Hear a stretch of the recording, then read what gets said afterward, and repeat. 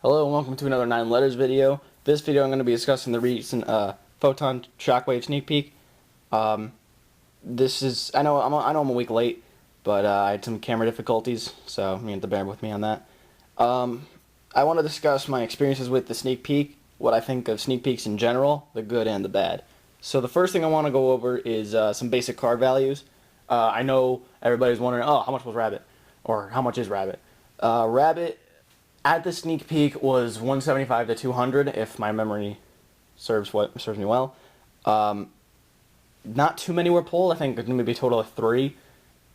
2 were from the same guy, and 1 was from some kid. I only bought 1 set of 5 booster packs and the promo, since I didn't have too much money to spend. I also didn't participate in the tour event because I didn't have too much time there. I just wanted to get the packs and get out. So I got this from a raffle, which I got lucky on.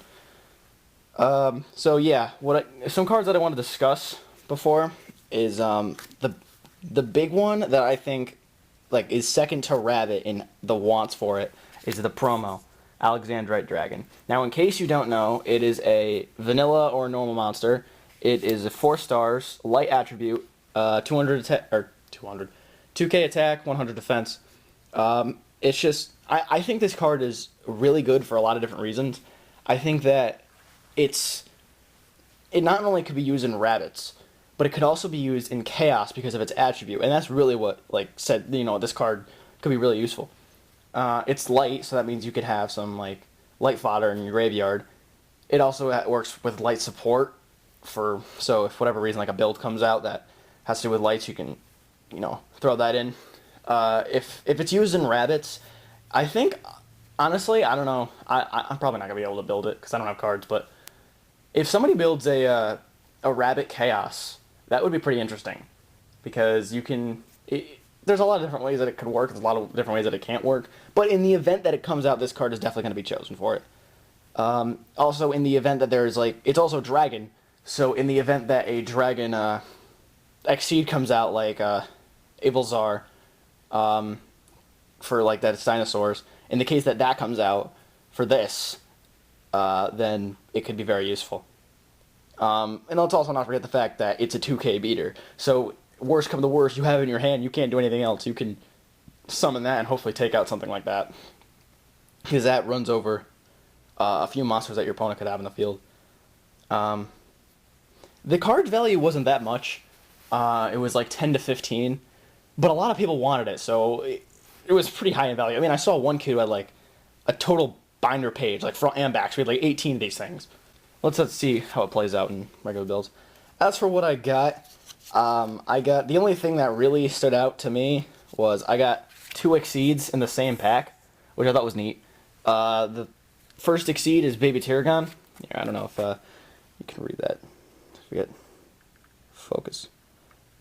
Yeah, it's 3 level 1 monsters. During your main phase, you can detach 1 XYZ material from this card to target 1 phase of level 1 monster you control. It can attack your opponent directly. Pardon me if I say XYZ instead of Exceeds, because I'm just too used to that. And I got Giga Brilliant. Well, because Tyragon, in case you can't see, Tyragon is a rare, and Giga Brilliant is a super rare. And I thought that was really weird, because I thought Tyragon was a Ultra for some reason when I first looked at it, so I was like, what? Anyway, this one is a rank 4 insect, 2 level 3 monsters. Let me see if we can get the focus on there. Once per turn, you can detach 1 XYZ material from this card. All faces of monsters you currently control gain 300 attack. I don't think they're really useful. I mean, the only one kid who wanted this card was trying to collect all the numbers, so that's probably the only thing it's going to be used for. But other than that, I really didn't get too much. I mean, some people want Watt Cobra. That seemed to be pretty not big, but if people just wanted it for the hell of it. I also got 2 Wind-Up Warriors that people were looking for. Again, not too much, but just like that. I mean, if you really want me to, I can give you everything I got, but I don't really think it's that important. I didn't get too much besides these 2. However, I did pull, on my last pack, I pulled a Dark Smog. In case you were unaware what a Dark Smog is, it is a continuous trap card that I believe works like this.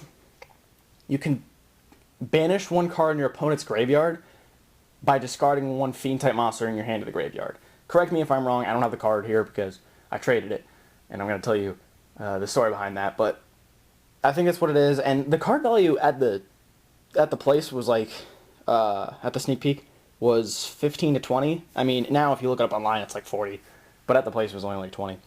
So what happened was there was these two kids sitting in front of me when I pulled the card, and they both looked at me. I was like, oh, I got Dark Smoke.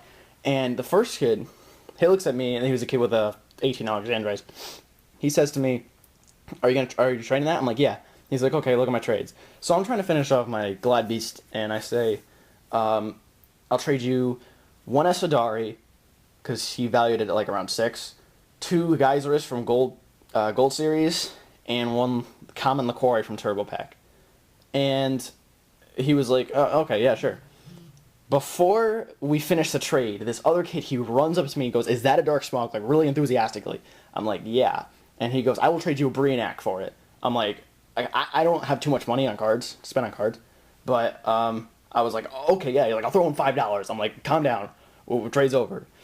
And that's how I got my Brionac. Again, I'm not too rich with cards. I don't have too many. So when this guy came up to me and said, I'll trade you a card that I will probably never use since I don't want to build Dark Worlds for a card that's splashable in most decks today, I was like, let's do it. And it's Hidden Arsenal too, so I believe the Hidden Arsenal is worth more than Dual Terminal. So that was pretty neat. And that also leads me into my next points of what I think is good about sneak peeks and what I think is bad. The good thing is that no one really knows the card values. Yes, you can look it up online because it came out in the OCG first, but you have to remember, they change rarities because the TCG is all about the money. And you can deny that all you want, but take a look at the facts. In Duelist Revolution, they made Solemn Warning from a common to an ultra rare to an ultimate rare. They also made Podzwelli from a super rare to a secret rare. They have the exclusive cards like Torguide or Torgon Reborn Tengu in Extreme Victory that are exclusives, yeah, but they're so useful and they're so rare that they're now like $250. Actually, I think they took a hit, but not Tengu, I mean Torguide, but Tengu's pretty expensive too. So you gotta remember that stuff. People don't really know. And look at Rescue Rabbit. That Rescue Rabbit was either a rare or a common, and now it's secret. So you gotta look at stuff like that.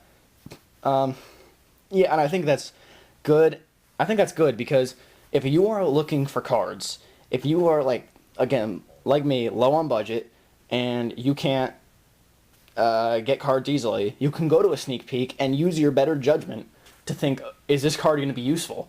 Or is this card not going to be useful? Because somebody can look at it and they say, I need this, and the card doesn't turn out to be that much, and you can get a Brionac, or just for example. So you can get things like this that you normally wouldn't have the money to spend on just by pulling something and some guy says, I absolutely need that, I'll trade you anything for it. And I know one kid traded like a bunch of commons for a Trish. I mean, it's stuff like that people do. And I mean, you get, I don't want to say this, but you can take advantage of some people. I mean, TCG is pretty expensive. You got to work with it. But remember, that could also be the bad thing. Because you could be the person who is running up to people and saying, I want this card so badly. Like, I don't know if I can give you an example, but Solemn Warnings, when Solemn Warning first came out, people were trading it for like $20, like $20 of value of cards. And it spiked up to 80 after that. So you just got to look at things like that. Because people didn't know how much it was going to be valued at. Because they said, oh yeah, it's an ultra rare card, but it's not a secret rare, so it might not be as much. And it's not, something else, like a tour guide or something like that. Well, I don't think tour guide was out at the time. But that's besides the point. Yeah, you gotta use your better judgment, because what's good about sneak peeks is also what's bad about sneak peeks. No one knows the real value. So you have to decide for yourself what cards are going to be useful and what cards aren't. So it can be very good for you. You can make a better profit off of it. I mean, if you have like a lot of money, or you have a job and you can set some money aside, and you have like, and I showed you that I got a Brionac, and you're like, I have already 9. So it's not really going to apply to you that much. But if you are like me and you don't have much money to spend on cards, sneak peeks are the way to go. If you want to try and do something, but you got to be smart about it. You can't be like, I'm going to go in and the first secret that I pull, I'm going to try to sell for $50. Like, you just got to look at the cards, and look at the cards not even the rarity of it, because there are some secret rares in like in sets that no one wants. Like if they pull it, they're like, oh yeah, secret, and then they find out that's completely worthless.